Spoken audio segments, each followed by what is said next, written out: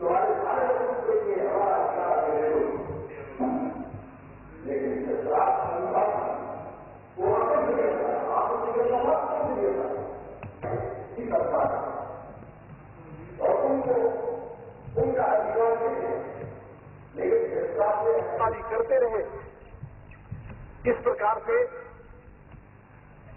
एक बार यमुना किनारे पर जब वो आचरण कर रहे थे तो वहां उद्धव जी से उनका भेंट हुई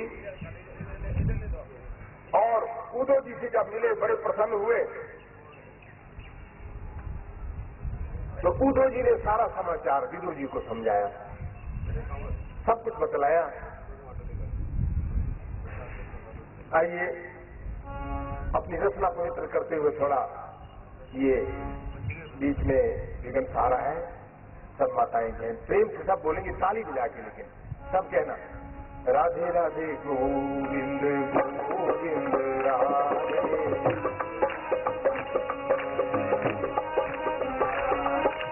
राधे राधे गोविंद गोविंद राधे, राधे राधे,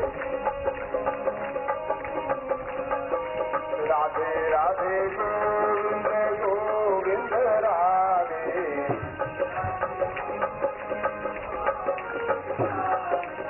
राधे राधे राधे गोविंद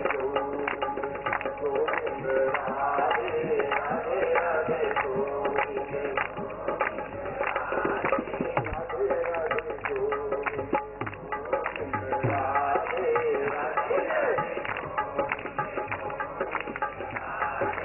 राधे राधे गोविंद, राधे राधे गोविंद राधे,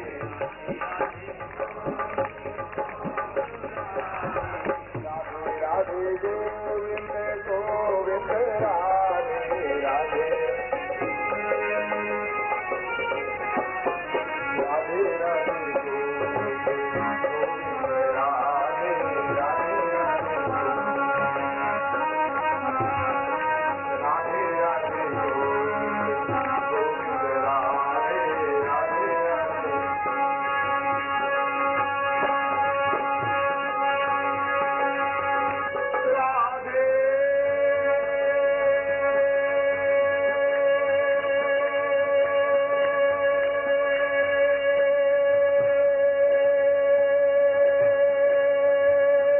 राधे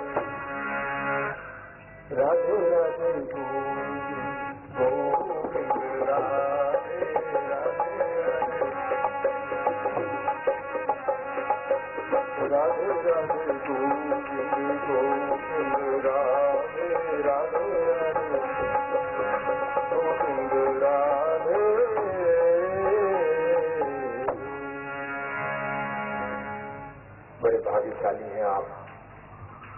भगवत कृपा से आपको आज तृतीय और चतुर्थी स्कंद की कथा आपके सामने आ रही है।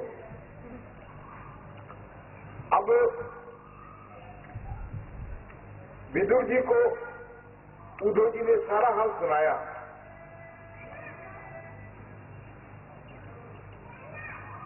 कि बड़ा भारी युद्ध हुआ कौरव पांडवों का,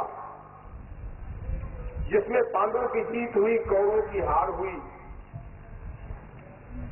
उसके बाद में इधर यदुवंशियों का नाश होने लगा, नाश हो गया। फिर भगवान के अंतर्ध्यान होने का समाचार सुनाया कि किस प्रकार से भगवान ने अपनी लीलाएं करते हुए उन्होंने जरासंध, शल्य, शंबासुर, बाणासुर इन सब के नाश के साथ साथ यदुवंश और कौरवों का विनाश करके न्याय और धर्म की प्रतिष्ठा की। इसके बाद विदुर ने सारा हाल सुनने के बाद में बहुत शोक में हो गए, डूब गए शोक में। और फिर विदुर जी ने प्रार्थना की उद्धव जी से कि मुझे भागवत सुनाए, क्योंकि भगवान की लीलाएं हैं उसमें, मुझे उस सुनने में मेरे बड़े मन में बड़ी उत्तेजना हो रही है। अब उद्धव जी ने विवशता प्रकट की और उन्हें मैत्रेय जी के पास भेजा कि आप मैत्रेय जी के पास जाओ, मैत्रेय जी आपको भागवत की कथा सुनाएंगे। मैत्रेय जी के पास विदुर जी आके उन्होंने प्रार्थना की है और मैत्रेय जी ने उनको धन्य धन्य कहा कि तुम कृष्ण भक्त हो, और कृष्ण भक्त जो होता है उस पर तो प्रभु की वैसे भी कृपा होती है, इसलिए तुम मांडव्य ऋषि के साथ के कारण दासी पुत्र हुए और मैं तुम्हें भागवत की कथा सुना देता हूं। तो मैत्रेय जी बोले कि भगवान विष्णु योग माया को समेटकर सुषुप्त पड़े रहते हैं और देवों की प्रार्थना पर भगवान 23 तत्वों को संगठित करके उनमें स्वयं प्रवेश करते हैं और इन तत्वों से विराट उत्पन्न होता है। वो विराट तत्व भी सहस्त्रों वर्षों तक जल में पड़ा रहता है, क्योंकि सर्वप्रथम वो अपने 3 विभाग करते हैं, आत्मा, परमात्मा और विराट। विराट पुरुष 5 वायु, प्राण, अपान, समान, उदान, व्यान, इनके साथ 5 और जो प्राण होते हैं, नाग, कर्म, कर्कल, दैव और धनंजय, इन सबको प्रकट करके भगवान अपने घोर तप से इनकी जीविका के लिए इनके मुख, जिह्वा, नासिका, त्वचा, नेत्र, कर्ण, लिंग, गुदा, हस्तपाद, मन, बुद्धि तथा चित्त आदि ये जो अंतःकरण है, इसके साथ साथ क्रमशः वाणी, स्वाद, प्राण, स्पर्श, दर्शन, श्रवण, वीर्य, जल, मल त्याग, कर्म शक्ति, चिंतन, अनुभूति तथा चेतना और इनके अभिमानी देवताओं को उत्पन्न करते हैं। इस प्रकार से सारा वर्णन सुनाया है कि किस प्रकार से भगवान अपनी सृष्टि की रचना करते हैं। विदुर जी को मैत्रेय जी सब कुछ बतला रहे हैं और विदुर जी को प्रबोधित करते हुए उन्होंने ये भी कहा कि भगवान ने जो सच्ची श्रद्धा से बैठ करके पूजन, पाठ, आराधना और वंदना करता है वो सब कुछ पा लेता है, लेकिन जो तर्क करता है वो नास्तिक होता है, उसको भगवान किसी प्रकार भी उसको पसंद नहीं करते। इसलिए श्रद्धा होनी चाहिए, उसका हार्दिक प्रेम होना चाहिए भगवान के प्रति। इस तरह से कहते हुए तो विदुर जी ने प्रश्न किया कि भगवान कहते हो कि परमात्मा से ही सब सृष्टि उत्पन्न हुई है और हर एक जीव में उनका वास है, तो हर एक जीव में अगर उनका वास है तो फिर कोई प्राणी सुखी और कोई प्राणी दुखी क्यों होता है? तो मैत्री जी बोले कि देखो ये तर्क है, भगवान की सृष्टि बनाई हुई है अपनी अपनी। गोस्वामी तुलसीदास जी ने लिख दिया कि कर्म प्रधान विश्व करीला,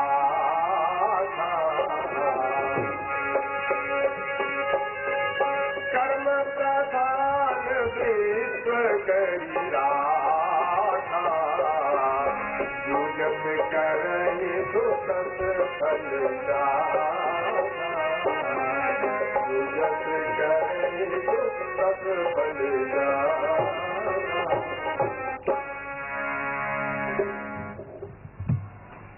ये कर्म जो है ये प्रधान है, वो कर्म जो करके जीव आता है, साथ में अपनी देह जो लाता है, उसका फल भोगने के लिए ये देह मिलती है और देव इसमें बैठा रहता है जो भुगाता रहता है। जिस प्रकार से गीता में भी भगवान ने कहा है, अर्जुन ये शरीर जो है क्षेत्र क्षेत्रज्ञ अति विधीयते, ये क्षेत्र है शरीर, इस पर पूर्व जन्मों के पुण्य और पापों का जो फल है वो भोगने के लिए किया है। और गोस्वामी तुलसीदास जी भी लिखते हैं बड़ी सुंदर, तुलसी ये संक्षेप है,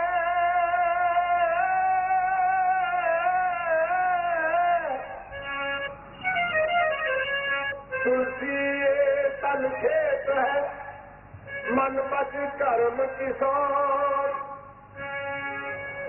पाप पुण्य दो बीज है, बवे सुलभ निदान सियावर राम जय जय राम, मेरे प्रभु राम जय जय राम। ये शरीर तो क्षेत्र है, खेत है, ये तो इस पर जो बोओगे तो ही तो मिलेगा, ये तो कर्म भूमि है, इस पर जो बीज बोया जाएगा वही फल मिलेगा भाई, इसमें तो कोई दूसरी राय नहीं। As you sow shall you reap, ये नियम है प्रकृति का, वो तो हट नहीं सकता। तो आज हम भगवत चरणों में बैठे हुए भगवान के नाम का बीज बो रहे हैं, तो हमें फिर मान मिलेगा। देखो ना, नाम को उल्टा दो तो मान बनता है, नाम यहां बोएंगे मान परमात्मा के यहां मिलेगा, लेकिन अगर मान हम यहां बोएंगे तो हमें फिर कुछ नहीं मिलेगा। आज कई लोग ऐसे होते हैं जो अपनी यश कीर्ति मान सम्मान के लिए ही सारा प्रयास करते रहे जीवन भर, और अंत में छोड़ के जब जाते हैं तो सब धन सब कुछ यहीं रह जाता है और वहां खाली हाथ लोग जाते हैं। इसीलिए कहा है कि इकट्ठे जिस कदर दुनिया के खाना होते जाते हैं, सुकूने दिल से खाली फिर भी इंसान होते जाते हैं। हंसी आती है उन लोगों पे जो दुनिया की चीजों में खुशी को ढूंढकर उल्टे परेशान होते जाते हैं। खुशियां उनके कदम चूम रही है, लेकिन वो परेशान है मन से, मानसिक शांति नहीं है, क्योंकि पदार्थों में मानसिक शांति नहीं है, मानसिक शांति है प्रभु के नाम में। तो इसीलिए भगवान नाम नहीं किया और विषयों में मन चला जाता है तो फिर क्या होता है। इसलिए कहा है, बड़ा सुंदर उपदेश दे रहे हैं, वो कह रहे हैं कि तर्क नहीं, ये संसार के विषयों से मुंह मोड़ो और फिर देखो भगवान कितनी कृपा करते हैं। और बड़ा सुंदर कहा कि विषयों से अगर मुंह मोड़े, विषयों से अगर मुंह फेरे, ये बंदा जीवन सुधार हो जाए, जीवन सुधार हो जाए, बेड़ा ही पार हो जाए।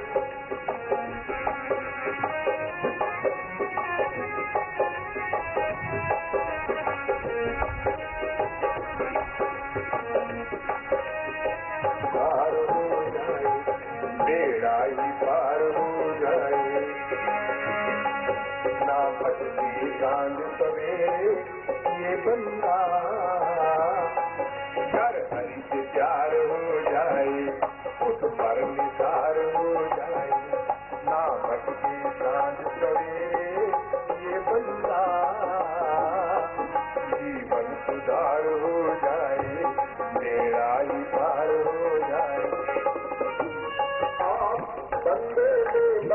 बस यही है जपे हरि का नाम, जपे हरि का नाम।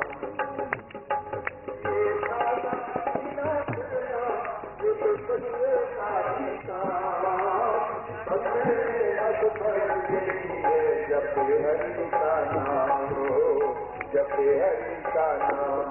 हरि नाम की माला से ये बंदा जीवन सुधार हो जाए, तेरा अधिकार हो जाए। नाम के नाम सवेरे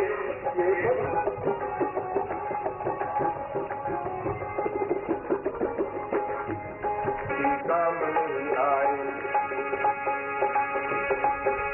ये जानवरों का काम दाम बिक करके काम में आवे।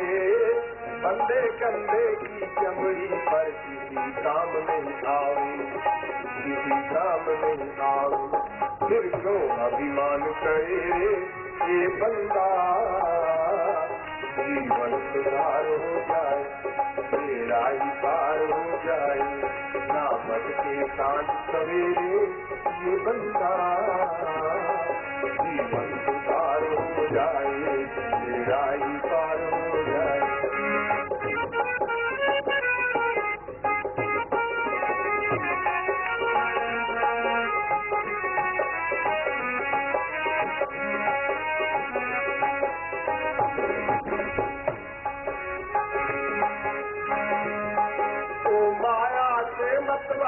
अब तो तुमको नशा चढ़ा है, शाह से गदा और गदा से शाह करता भी अंत बड़ा है। तो माया के मत वाले तुझको अब तो नशा चढ़ा है, शाह से गदा गदा से शाह करता भी अंत बड़ा है। करने का नारायण तेरे ये बंदा बिल्कुल लाचार हो जाए, बेकार हो जाए। नामक के साथ सवेरे ये बंदा जीवन सुधार हो जाए, मेरा ही पार हो जाए। और आखिर में बड़ी सुंदर बात,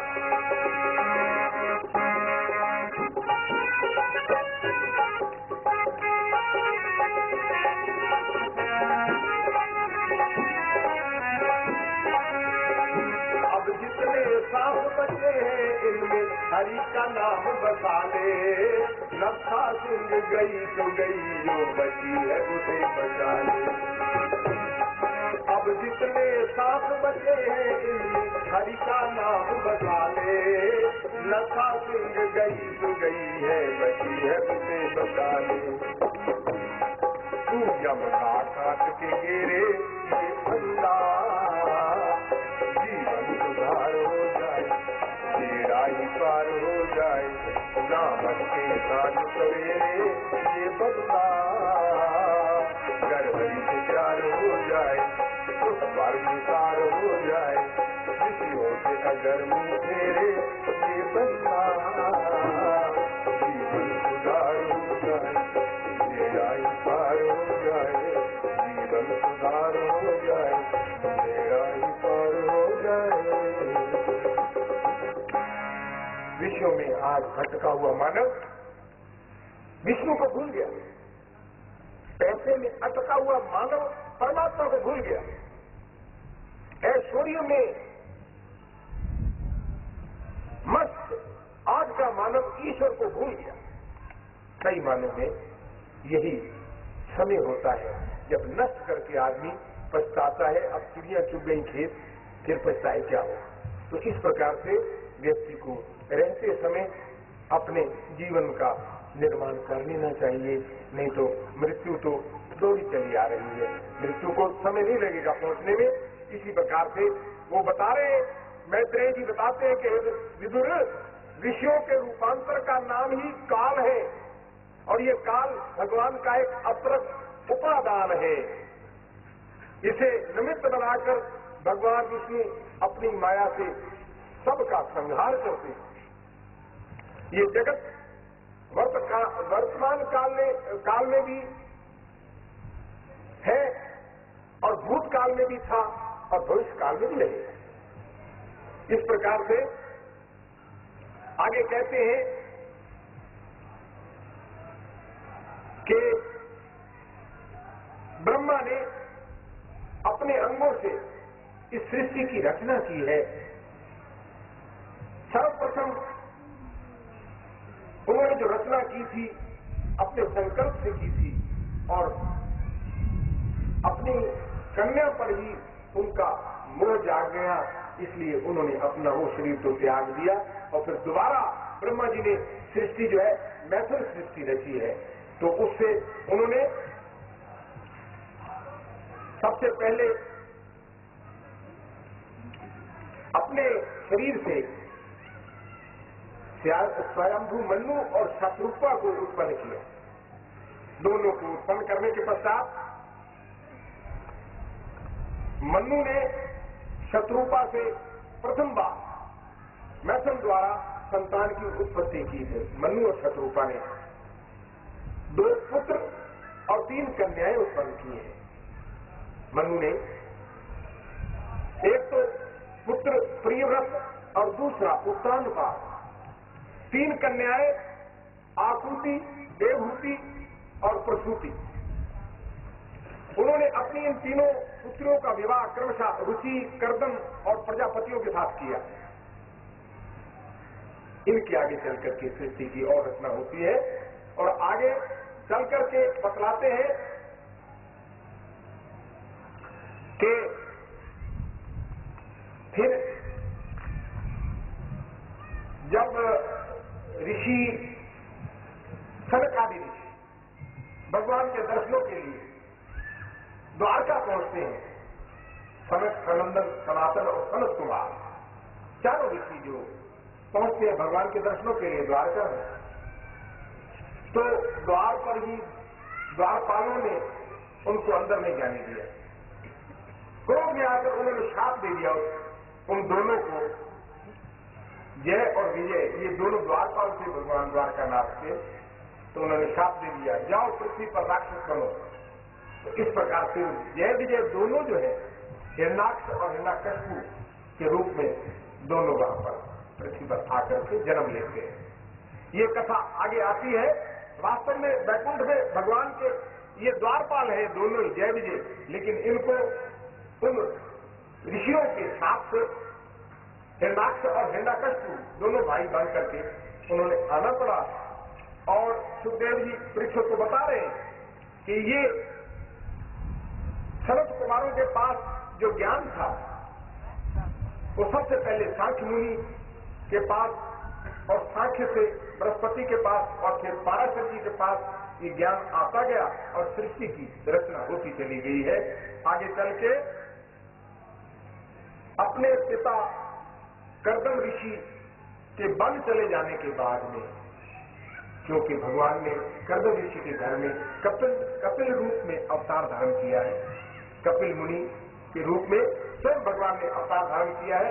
और जब कर्दम ऋषि वन को चले गए तो कपिल मुनि ने माता की रक्षा की है और माता को जिस प्रकार से माता ने गुरु मान लिया कपिल मुनि को और उन्होंने उपदेश दिया है अपनी माता को गुरु बन करके बताया है कि मां, जीव जो है, जीव के बंधन का कारण मन है। ये मन जो है यही बंधन और मोक्ष का देने वाला है। और माता को बतला रहे हैं कि मन जिसके काबू हो जाता है वो तो परमात्मा को एक क्षण में पा लेता है, लेकिन मन काबू होना बड़ा मुश्किल है। क्योंकि मन, भगवान ने गीता में कहा है अर्जुन, इंद्रियों में मन है, तो भगवान को काबू करना तो बड़ा मुश्किल है। भक्त ही काबू कर सकता है मन को, क्योंकि भगवान उसके बस में होता है। भगवान तो कहता है, भक्तों के लिए भगवान क्या कहता है? मैं भगवान नहीं भक्तों का, भक्त मेरे भगवान, मुझे तू नौकर करके जा, नौकर करके जा। मैं मालिक नहीं किसका, है ये तेरी दुकान, मुझे तू नौकर करके आगे आप सुनेंगे इसकी कथा। मैं तो केवल ये बतला रहा था कि मन को काबू करना केवल भगत के बस की बात है। हम जैसे साधारण मानव मन को बस में नहीं कर सकते, क्योंकि मन तो स्वयं, मन तो ज्योति स्वरूप है, अपना बिरद प्रशांत, बड़ा बलवान है। इसलिए आगे माता जी को बतलाते हुए कपिल जी कहते हैं, माता ज्ञानेन्द्रियों और कर्मेंद्रियों की श्री हरि में सहज वृत्ति का नाम ही अहत की भक्ति है, और ये भक्ति का जो संबंध है वो मुक्ति से भी अधिक है। जिस प्रकार जठरानल जो हम कुछ खाते हैं और वो पचा डालता है, इसी प्रकार से अन्न जो पचा डालता है जठरानल, इसी प्रकार से भक्ति जो है कर्म संस्कारों को तत्काल खत्म कर देती है।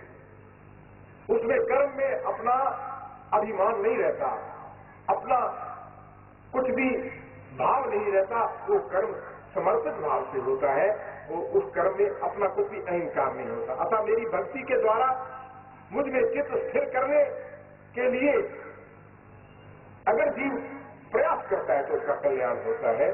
इसीलिए आगे बतलाते हैं माते, चारों आश्रमों में सर्वोत्तम गृहस्थ आश्रम है। 4 आश्रम है, ब्रह्मचर्य आश्रम और गृहस्थ आश्रम, संन्यास आश्रम और वानप्रस्थ आश्रम। 4 आश्रम बतलाए गए शास्त्रों में। सबसे श्रेष्ठ गृहस्थ आश्रम को बतलाया है, क्योंकि गृहस्थ आश्रम ही इन चारों का पालन पोषण करता है। और जो श्रद्धा भक्ति वैराग्य पूर्वक इसमें रह करके भगवान की भक्ति करते हैं, तो उनको सुनने वाले को और सुनाने वाले को, दोनों को परमात्मा अपने चरणों में स्थान देते हैं। कहते भी सुनते पुनीत, कहते पुनीत सतगुर रहा घर पूरे, बिन मानित नानक गुर चरण लागे, वाजे अनहद सूरे। तो इस प्रकार से ये भक्ति की व्याख्या बतला रहे हैं। और आगे मैत्रेय जी बोले, हे विदुर, जैसे सांभु मनु ने शत्रुपा से 2 पुत्र और 3 कन्याएं उत्पन्न की थी, और उनमें आकृति का विवाह रुचि प्रजापति के साथ और देवहूति का विवाह कर्दम ऋषि के साथ और प्रसूति का विवाह दक्ष प्रजापति के साथ में कर दिया था। दक्ष प्रजापति जिसके घर में फिर ये सती उत्पन्न होती है। आगे कथा आती है, कर्दम ऋषि के वंश में 9 कन्याएं हुई, जिसमें अनसुईया अत्रि की पत्नी थी, दत्तात्रेय, दुर्वासा और चंद्रमा नामक 3 ये पुत्र उनको उत्पन्न हुए। तीनों क्रमशः विष्णु शंकर ब्रह्मा के अंश अवतार थे, क्योंकि अत्रि जी के कठोर तप से प्रसन्न होकर अपने अपने वाहनों पर हंस, गरुड़ और बैल पर सवार होकर के ब्रह्मा विष्णु महेश ने आकर के उनको वरदान दिया था कि तुम्हारे घर में ये तीनों पुत्र दत्तात्रेय, दुर्वासा और चंद्रमा होंगे। इसी प्रकार से ये कथा। विदुर जी ने आगे पूछा कि प्रभु ये बतलाइए कि सती ने अपने पिता के यज्ञ में अपने शरीर को क्यों त्याग दिया था? उन्होंने अपने शरीर को हवन में समर्पित कर दिया, क्या बात थी? तो वो बतलाते हैं, कहते हैं कि एक बार दक्ष प्रजापति यज्ञ कर रहा था और उसमें सारे ऋषि मुनि, ब्रह्मा, विष्णु, महेश सब बैठे थे। और जिस वक्त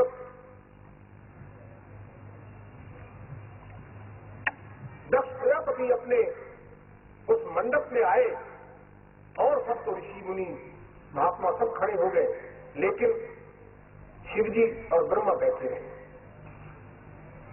अब शिवजी क्योंकि उनके दामाद थे, सती उनके साथ में ब्याही थी, तो दक्ष प्रजापति बड़े क्रोधित हुए और उन्होंने कहा सभासदों से, ऋषियों से, मुनियों से कि देखो ये मेरा दामाद है, मेरे पुत्र समान है, परंतु इसको इतनी तमीज, इतनी अकल नहीं कि किस प्रकार से दामाद को अपने ससुर का सत्कार करना चाहिए।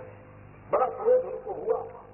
शिव जी कुछ नहीं बोले, बड़ा अपमान के शब्द भी बोले, परंतु उसके बाद में उनके मन के अंदर ईर्ष्या बैठ गई और उन्होंने जब यज्ञ किया तो फिर भगवान शंकर को नहीं बुलाया और सारी देवता को सबको बुलाया, सबको निमंत्रण पत्र भेजे, पर शिव जी को नहीं बुलाया।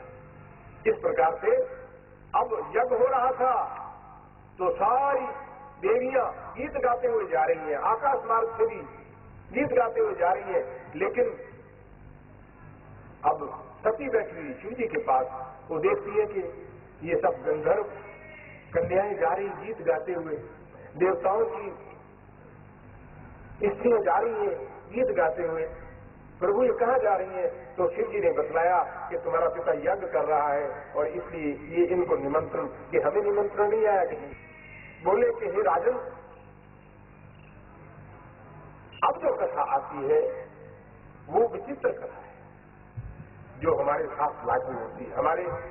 हमारी बुद्धि जो है ना कुंठित हो गई ना, हम प्रमादी हो गए, आलसी हो गए, हम संसार में आकर के हम बिल्कुल भूल गए कि हम किस लिए आए। जैसे गोस्वामी वो हमारे आदि गुरु शंकराचार्य ने कहा है, तो हम कस्या हम कभी जाना अपनी न की तलाश, बड़ी चूक ये हुई बरसों रहे खराब कला से खुदा में हम।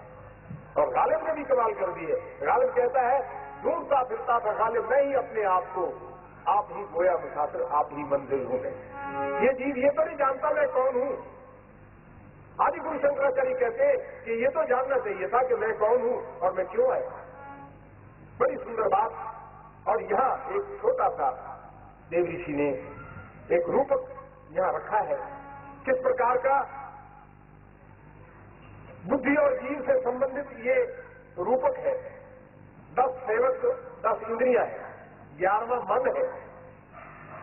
सच तो ये है कि ये इंद्रियां वैश्याएं हैं और मन जो है वो नपुंसक है, बीच में नाचता रहता है, ताली बजाता रहता है, इसके बस का कुछ नहीं।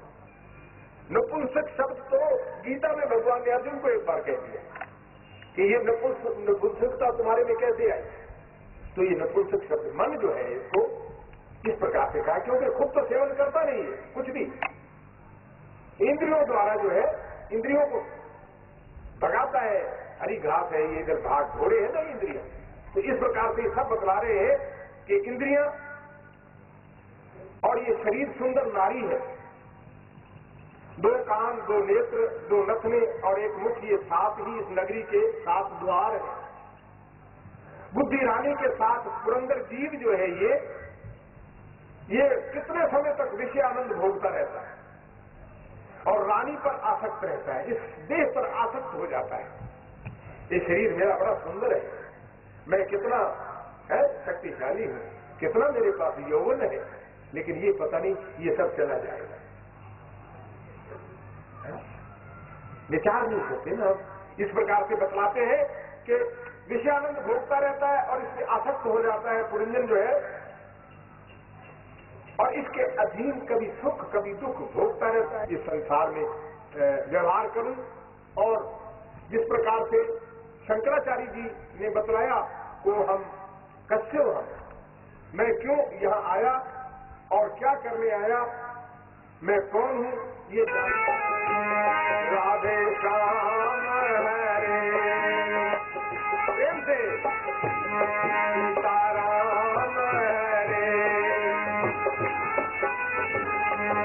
राधे श्याम हरे।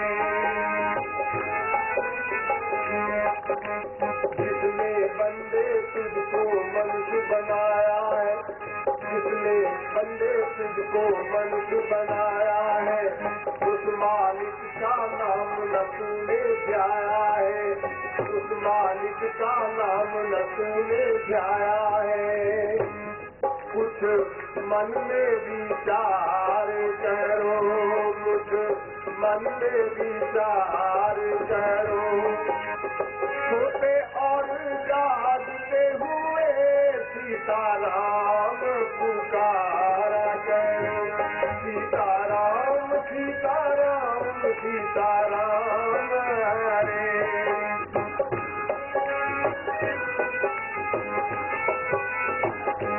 राधे श्याम राधे श्याम राधे श्याम हरे। बोलिए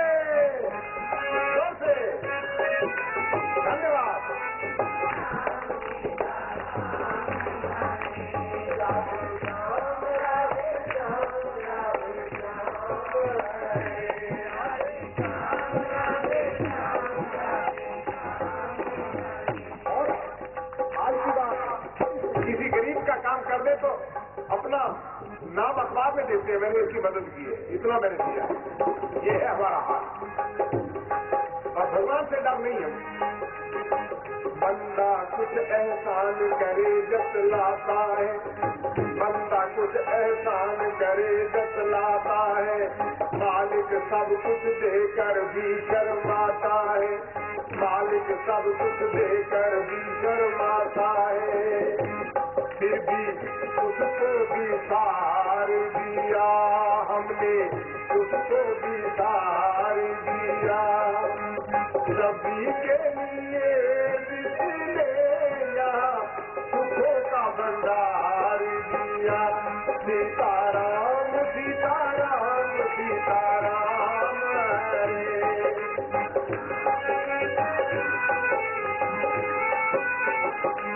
राधे श्याम राधे श्याम राधे श्याम हरे। प्रेम से जय सीताराम हरे राधे श्याम हरे सीताराम हरे राधे श्याम हरे सीताराम हरे। जिसके बिना एक पल भी रहा न जाता है, जिसके बिना एक पल भी रहा न जाता है, मालिक हमको पानी मुफ्त पिलाता है, मालिक हमको पानी मुफ्त पिलाता है। और हवाई चलाई है उसने, हवाई चलाई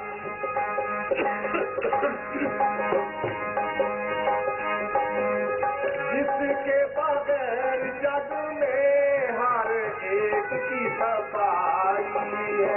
सीताराम सीताराम सीताराम हरे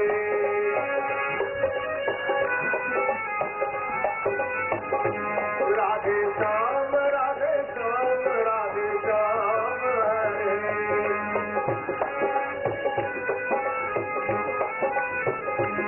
सीताराम हरे राधे श्याम हरे।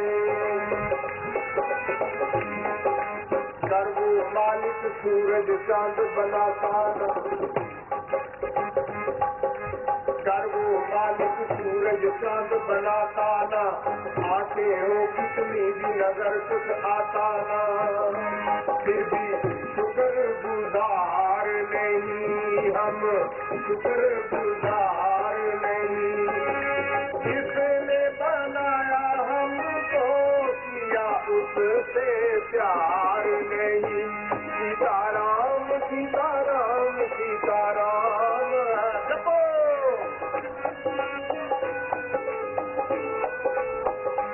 राधे श्याम राधे श्याम राधे श्याम हरे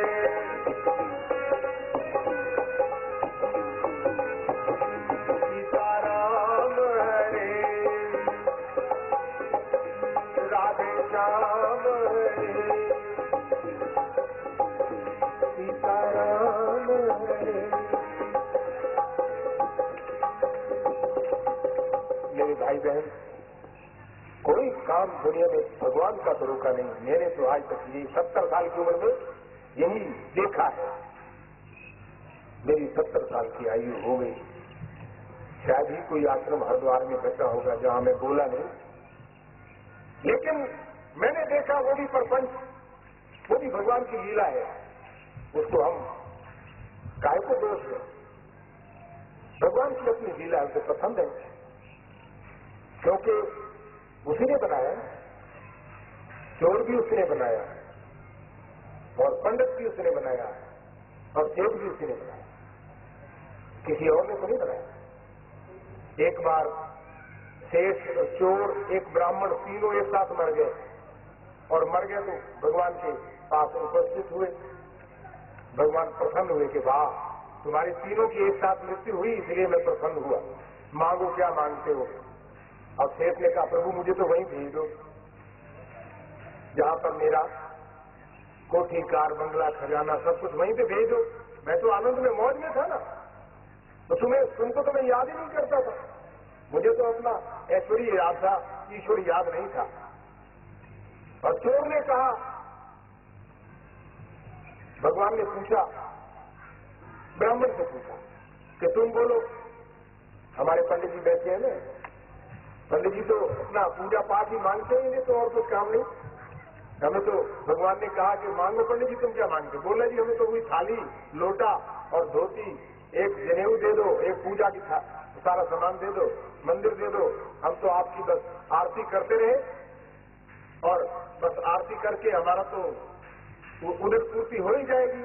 आरती में आ ही जाता है, हमारे संत जी का काम हो जाता है, हमारे संत जी का चल जाता है। बाल बच्चे हैं, परिवार तो है ही है। क्योंकि जिस प्रकार से ऋषि पहले गृहस्थी हुआ करते थे, ऐसे हमारे संत भी गृहस्थी हैं, बाल बच्चे रहा। लेकिन अब संत इन्होंने संन्यास ले लिया है, तो इनका भी इसी प्रकार से काम चल जाता है। पंडित को पूछा तो उन्होंने कहा, मुझे तो मंदिर दे दीजिए, पूजा पाठ करूं आपकी और बस मुझे आरती करूंगा, मेरा काम चल जाएगा। और शेष से कहा तो कह लगे, मुझे वही कोठीकार बंगला चाहिए प्रभु, बस मुझे वही दे दो, ऐश्वर्य दे दो। चोर से कहा, तुम बोलो तुम्हें क्या चाहिए? कह लगे, मुझे शेष का पता बता दो। मुझे और क्या चाहिए? ये शेष का एड्रेस बता दो मुझे। तो जिसका काम जो जहां दिया है उस परमात्मा ने दिया है, उसको पसंद है, लीला पसंद है। जो ड्यूटी भगवान ने लगाई है, जो काम दिया है भगवान ने, उसको बड़ी ईमानदारी से, सच्चाई से और मेहनत से करना चाहिए। यही शिक्षा मिली है हमें। मुझे कई पूछते हैं, ये आज 10वीं भागवत चल रही है आपके यहाँ। 8 भागवत तो शास्त्री नगर में हो चुकी, एक भागवत मोदीपुर में हो चुकी, आप ये 10वीं आपके यहाँ हो रही है। तो मैं इसलिए कह रहा हूं कि कोई ये समझे कि ये भागवत जो है हम पर बोझ है, हमारे मोहल्ले में या कोई, ये भागवत किसी पर बोझ नहीं। मेरे प्यारे भाई बहन, किसी पर बोझ नहीं है। कहीं तो घबरा गए, यहाँ मैंने देखा, मिलता हूँ आकर के मैं। सबसे पहले तो हम पटवारी जी से मिले, थोड़ा सा दिल तो इनका भी धड़का होगा, पर खैर हमने इनको ये कहा, आप चिंता न करो, ये तो भागवत भगवान अपनी प्रारंभ साथ लाते हैं, किसी से कुछ मांगते नहीं है। ये तो अपने आप आ रहे, मैं कुछ नहीं कर रहा, मैं तो केवल निमित्त मात्र, मुझे बैठा दिया है उन्होंने कि तू बोल, बोल स्वयं रहे।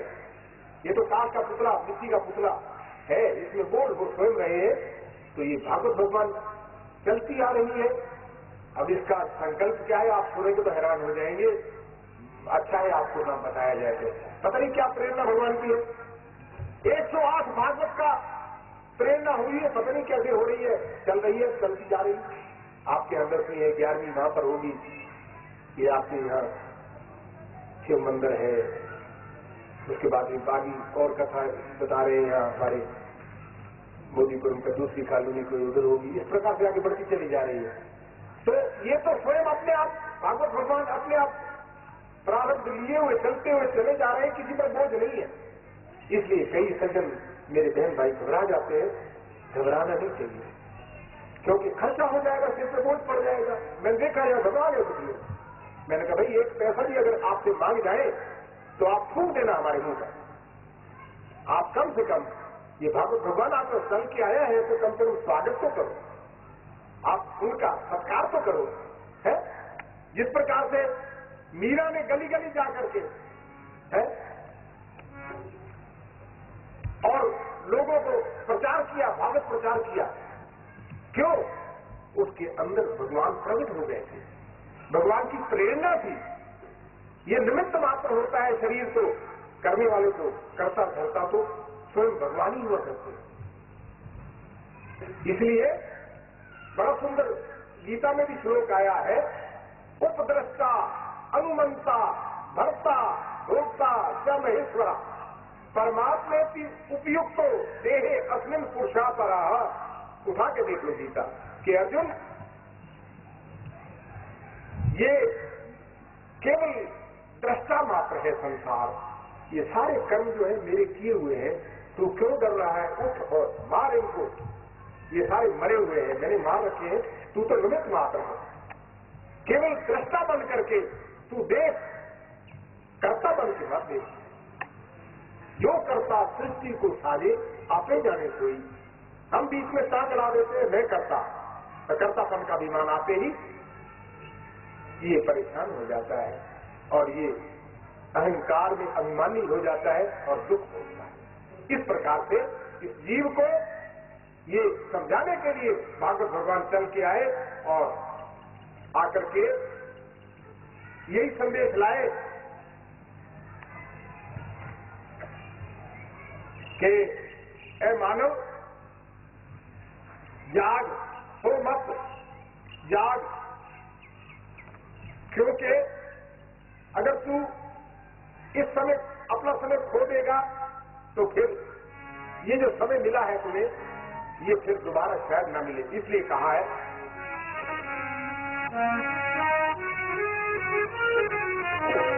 राम नाम के हीरे मोती मैं बिखराऊं गली गली। राम नाम के हीरे मोती मैं बिखराऊं गली गली। ले लो रे कोई राम का प्यारा, शोर मचाऊं गली गली। राम नाम के हीरे मोती मैं बिखराऊं गली गली। राम नाम के ले लो रे कोई राम का प्यारा, शोर मचाऊं गली गली। राम नाम के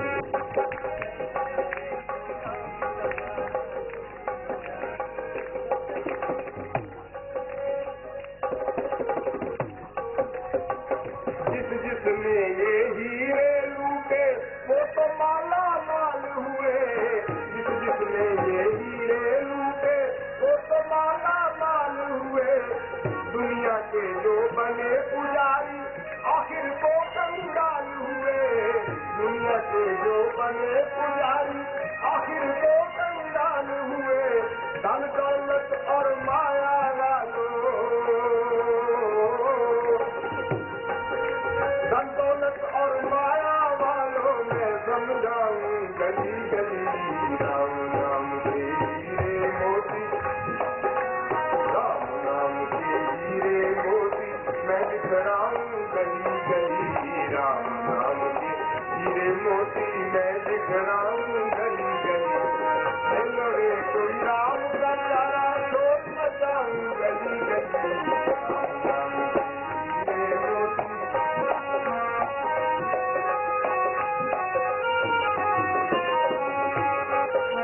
और ध्यान देना,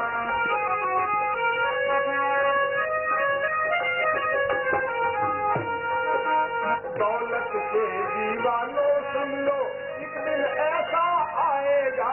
दौलत के दीवानों सुन लो, दौलत के दीवानों सुन लो, एक दिन ऐसा आएगा। धन दौलत और माल खजाना यही पड़ा रह जाएगा। धन दौलत और माल खजाना यही पड़ा रह जाएगा।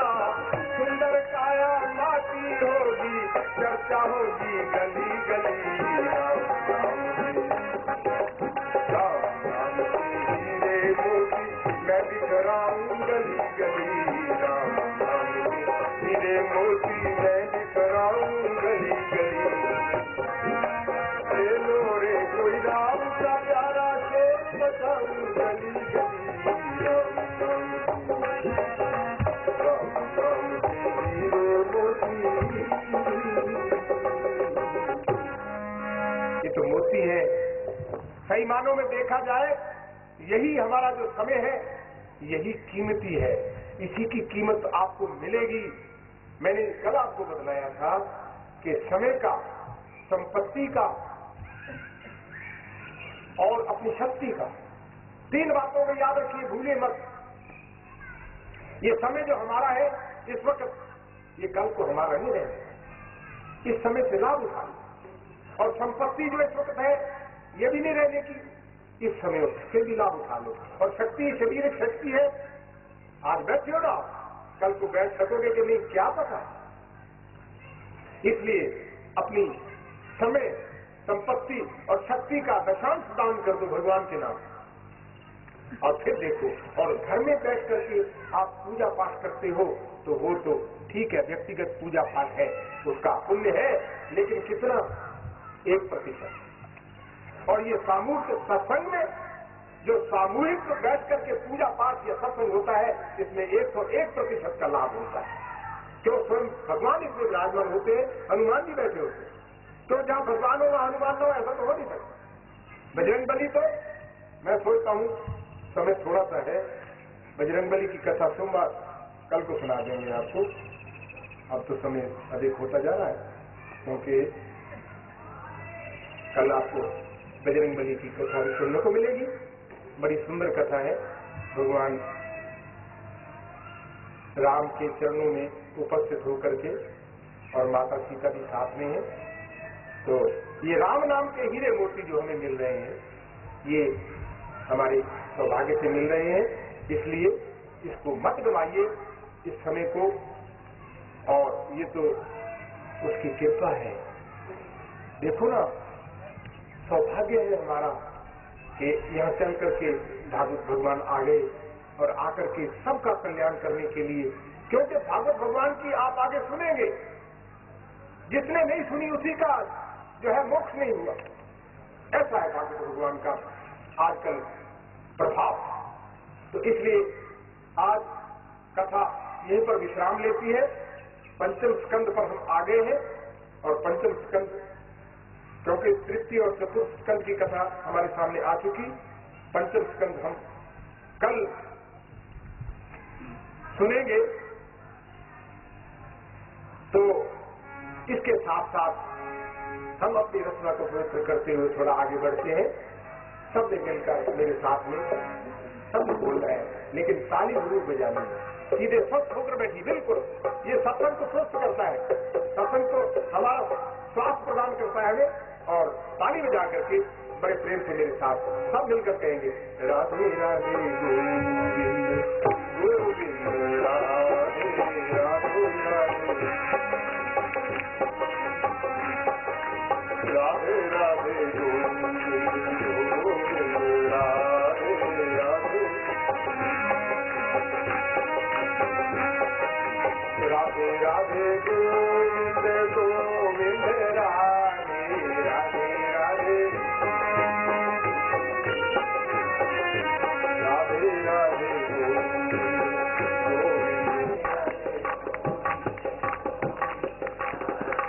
राधे राधे गोविंद गोविंद राधे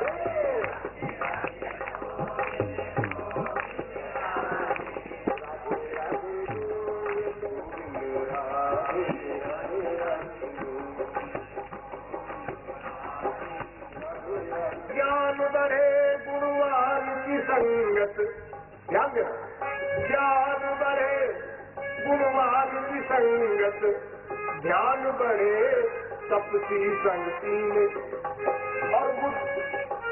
और क्रोध बढ़े नरमूर की संगत, काम बढ़े क्रिया संगति,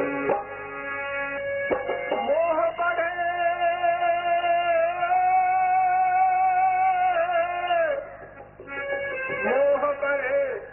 परिवार की संगत, लोभ बढ़े धन में चित दीन, और बुद्धि विवेक विचार बढ़े सत्संग सुसज्जन को संग की। श्री राम जय राम जय जय राम। बोलिए श्री राम जय राम जय जय राम। श्री राम जय जय राम।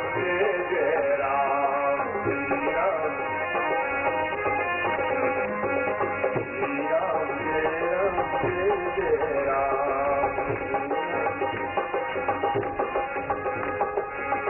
जय राम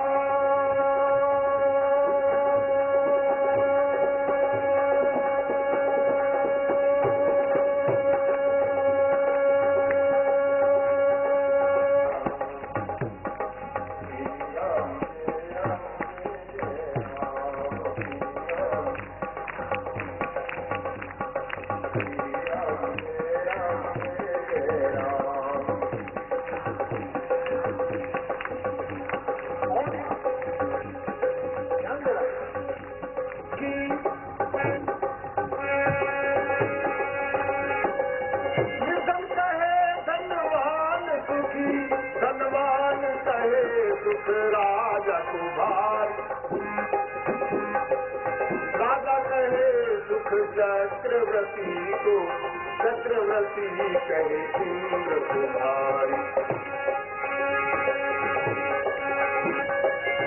इंद्र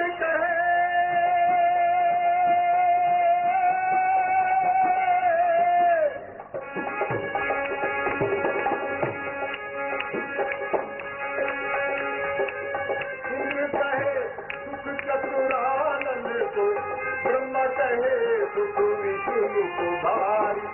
संत पुकार पुकार कहे बिना राम नाम तेरे लोकी पुकारी।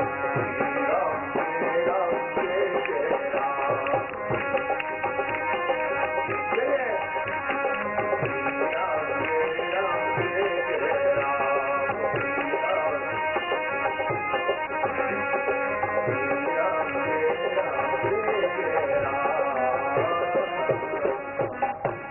इस प्रकार से शरीर का खुराक भोजन है।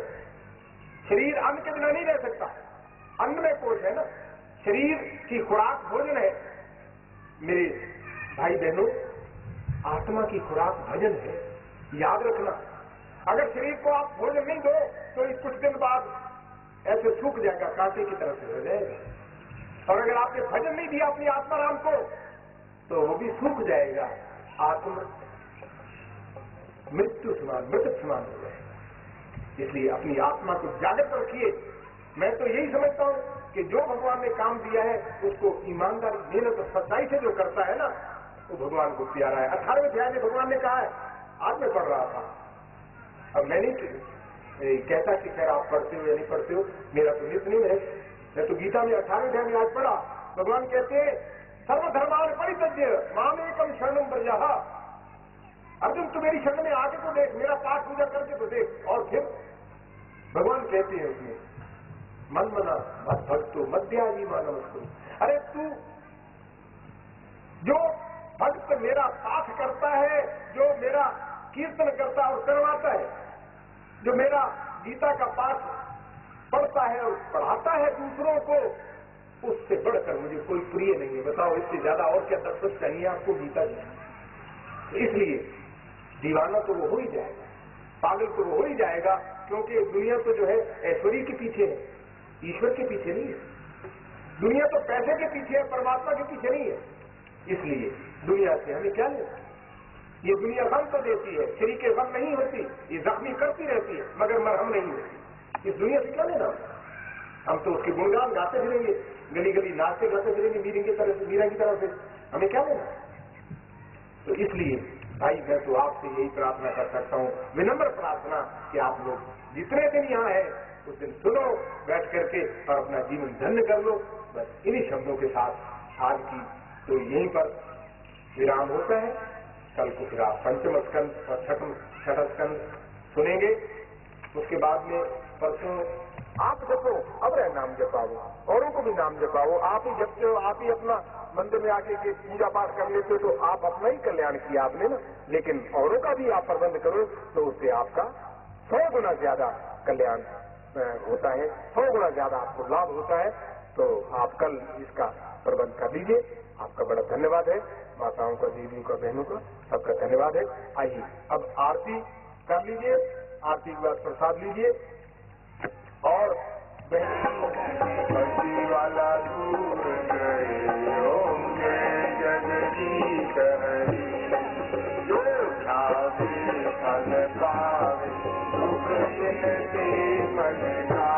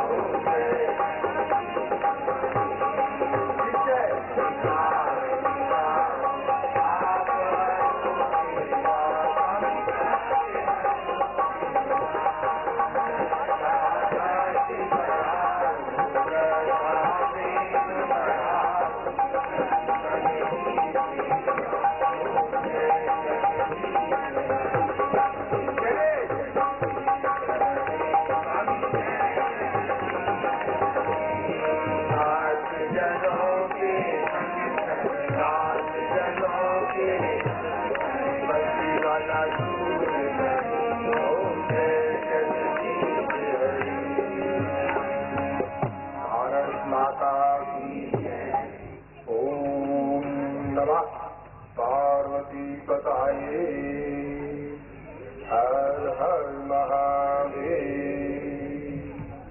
जय जय श्री राधे, जय जय श्री राधे, जय जय श्री राधे। श्री वृंदावन बिहारी लाल की जय।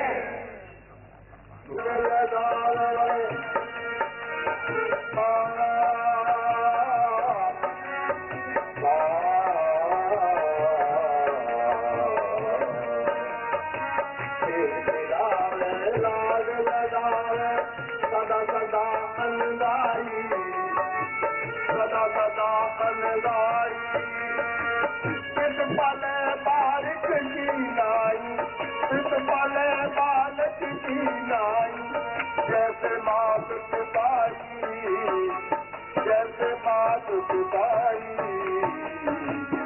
सदा प्रभु के सदा प्रभु के सदा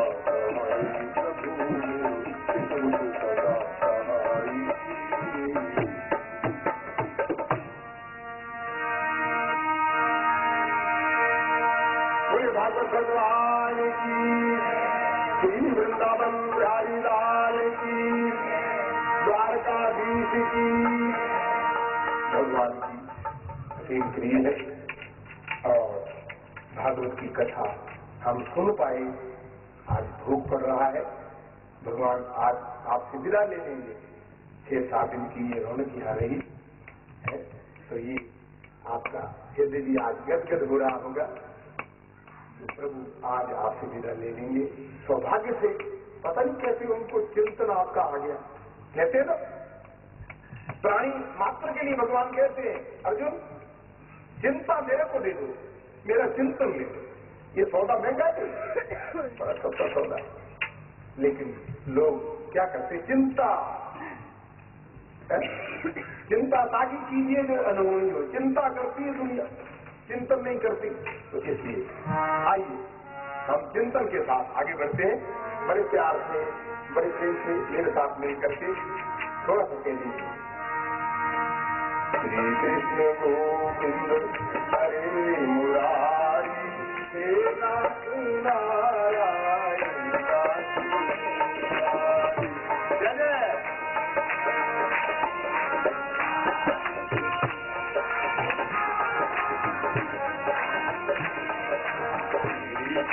गोविंद हरे मुरारी, हे नाथ नारायण वासुदेवा।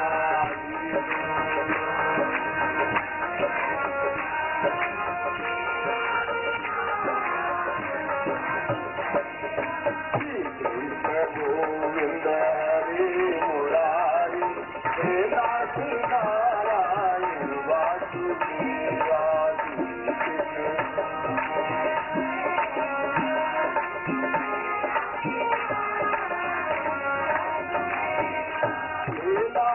नारायण वासुदेवा, हे नाथ नारायण वासुदेवा, हे नाथ नारायण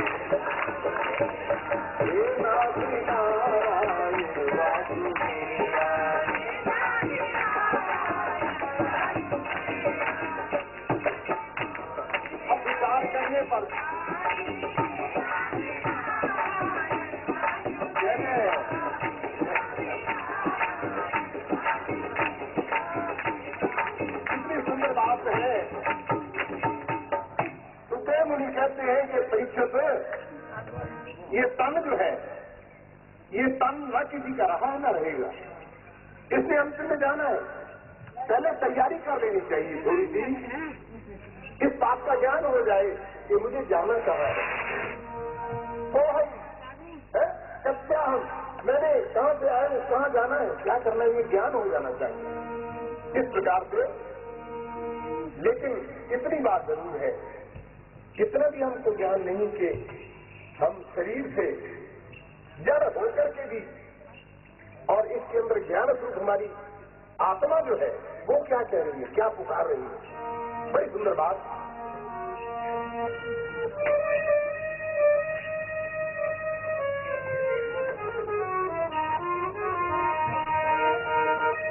तन के तबूरे में,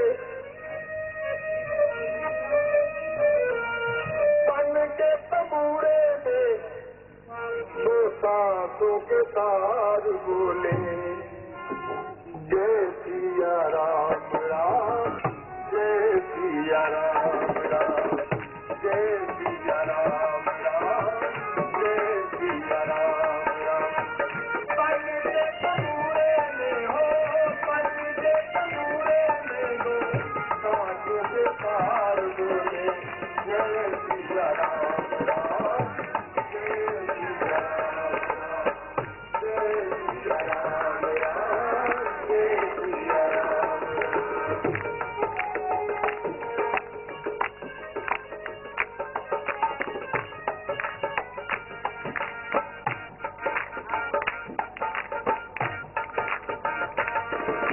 अब तो इस तन के मंदिर में प्रभु का हुआ बसेरा, प्रभु का हुआ बसेरा। अब तो इस तन के मंदिर में प्रभु का हुआ बसेरा, प्रभु का हुआ बसेरा। सजन हुआ मन तेरा टूटा, जन्म जन्म का तेरा, जन्म जन्म का तेरा। सजन हुआ मन तेरा टूटा, जन्म जन्म का तेरा, जन्म जन्म का तेरा। मन की मुरलिया में, मन की मुरलिया में, मन की मुरलिया में सुर का सिंगार बोले, जय सिया राम राम, जय सिया राम राम, जय सिया राम राम, जय राम राम राम। पन के तबूरे में हो, पन के तबूरे में हो, बातों के तार बोले, जय सिया राम राम, जय सिया राम राम, जय राम राम राम, जय राम राम राम, जय सिया राम राम, जय।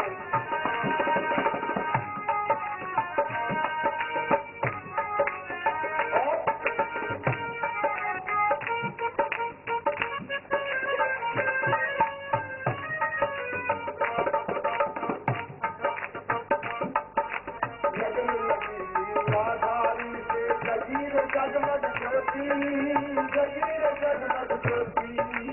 लगन लगी लीलाधारी से जगीर जगमग ज्योति, जगीर जगमग ज्योति।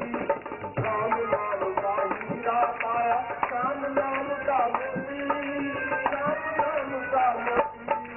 राम नाम का हीरा पाया, राम नाम का मोती, राम नाम का मोती।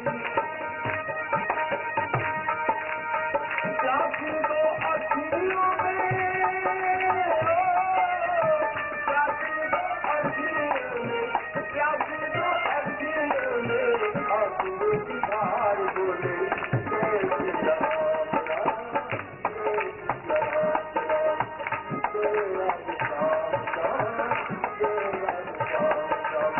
पन के तबूरे में, पन के तबूरे में हो, आंसू के तार बोले, जय सिया राम राम, जय राम राम राम, जय सिया राम राम, जय राम राम राम, जय सिया राम राम, जय राम राम राम। हमारे तन के अंदर ये श्वास जो आ रही है और जा रही है, इसकी आवाज यही है। हम नहीं सुनते, लेकिन इसमें सुनने वाले हनुमान जी हैं, वो राम की ही आवाज सुनना चाहते हैं, क्योंकि रोम रोम में राम बसा हुआ है। हर प्राणी के अंदर वो दर्शन करते हैं राम की, भगवान की, तो राम राम की आवाज आ रही है। अब इसी प्रकार से तो बेल मुनि अब आगे कहते हैं आज की सुंदर कथा, थोड़ी सी कथा, और इसके बाद में आप कल वाली दूसरी कथा सुनेंगे। बड़ा अच्छा भाव उसमें भी है। इस प्रकार से एक बार ऊपरे स्वर से मेरे साथ मिलकर मेरे बहन भाई कह लीजिए, भगवान की द्वादश स्कंद ये अंतिम स्कंद है। इसमें कह रहे हैं सुखदेव मुनि